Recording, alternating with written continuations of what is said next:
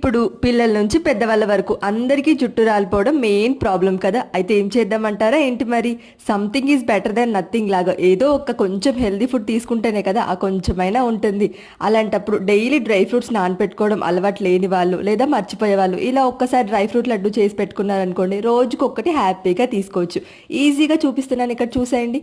ముందుగా dry fruits అన్ని చిన్న చిన్న పీసెస్గా కట్ చేసుకోండి. ప్యాన్లో 1 టేబుల్ స్పూన్ నెయ్యి వేసుకొని కాజు, బాదం, పిస్తా వీటిని ఫ్రై చేసుకున్న తర్వాత కిస్మిస్ కూడా వేసి ఫ్రై చేసుకోవాలి.